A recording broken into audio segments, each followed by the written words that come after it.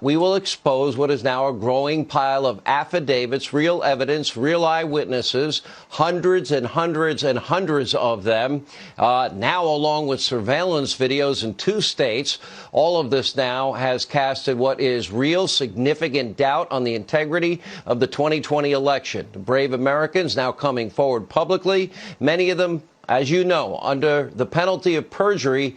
They deserve to be heard. I thought we called them patriotic and courageous and needed to be believed. Oh, we should believe. What happened to them?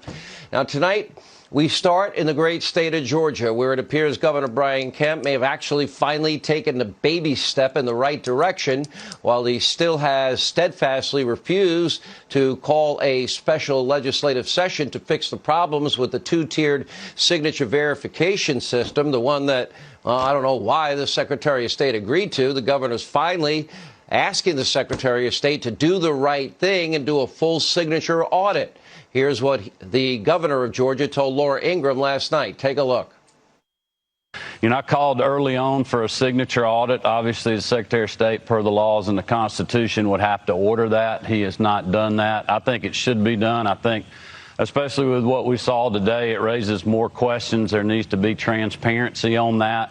I would again call for that, and I think in the next 24 hours, hopefully we'll see a lot more from the hearings that the legislature had today, and we'll be able to look and see what the next steps are. All right, despite all of the evidence of really serious flaws in the entire signature matching process and suspicious surveillance video on election night, by the way, Governor, call the legislature into special session. Fix it before January 5th. Georgia's Secretary of State still recertifying the election results despite all of the serious unanswered questions about what happened in Fulton County, despite 2 separate signature verification systems. It gets worse because Georgia's election implementation manager, Gabriel Sterling, is, just dismissing the explosive new video evidence, trying to claim there was nothing odd at all. Now, about the video that we showed you last night, showing that shortly after, observers, and there are about 100 of them, have all said they were asked to leave the room on election night in Fulton County. Several large, mysterious suitcases believed to be filled with ballots, were told by people there were filled with ballots, rolled out from under a table in the State Farm Arena. And the same election official claims that poll workers weren't sent home at all. That directly contradicts the affidavits under the penalty of perjury and video evidence and reports from election night itself.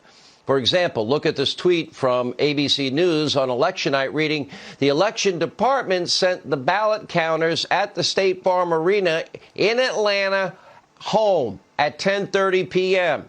In response, the chairman of the Georgia Republican Party tweeted out, quote, our Georgia Secretary of State and crack team are busily investigating whether or not Fulton County election officials sent our monitors home on election night, as if the question is actually in dispute. He's right. It is not in dispute.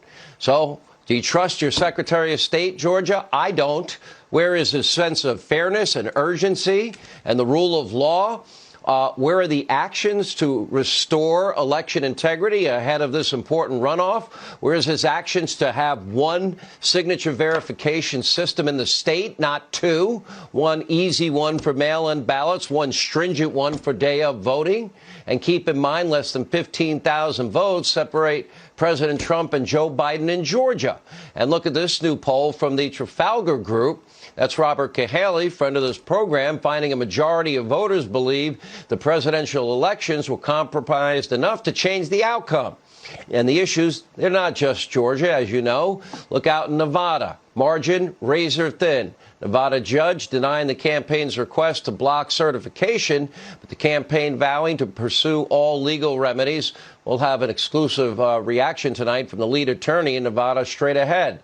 Look at your screen. The campaign submitted 20 binders with 8,000 pages of evidence in just in Nevada alone. That's 130,000 illegal ballots that they're saying were cast, including potentially 42,000 people who voted twice, 23,000 that were mailed to out-of-state ineligible voters, 44,000 ballots cast from non-existent or commercial addresses. What are we going to ignore this? 1,500 votes from people who are dead. Here's the Trump lawyer, Jesse Bunnell, yesterday explaining just what is at stake here. Take a look. Every single one of these instances that we've identified has resulted, again, in the votes of honest Nevadans being disenfranchised. But what we can't do is turn a blind eye to voter fraud if we're going to keep being the beacon of representative democracy of the world. When it goes bad, and here it went bad, we can't just turn a blind eye to it. That's not what we do in America. We make it right. We are asking the court to make it right. And the way to do that is to make sure that improperly elected electors don't represent Nevada in the Electoral College. All week on this show, while so many in the mob and the media, most of the mob and the media ignoring, bringing you the evidence, bringing you firsthand accounts from real whistleblowers all over the country telling their stories of suspicious activity that they witnessed during this election. Here's just a small sample. Take a look. I have never seen such poor handling of not only the machinery, but the chain of custody from the very beginning was so flawed. I voted in person. Everything went fine after that. The next day, my mom called the voter center and was told that somebody voted absentee in my name on October 7th. Voters did see the double counting on the jams. I saw that several times. They would take the ballots that were just scanned and just rescan them again. Something profoundly wrong occurred in Wisconsin during the presidential election, and the American people have a right to know about it. We have interviewed most of those people on the show. Truck driver, hundreds of thousands of ballots. He drove from Bethpage, Long Island, into Pennsylvania. The last guy you saw, yeah, he is a postal service contractor, and they're being told to back postmark. In other words, lie on the postmark when it's November 4th, say it's November 3rd. Why? Because you'd make illegal ballots legal.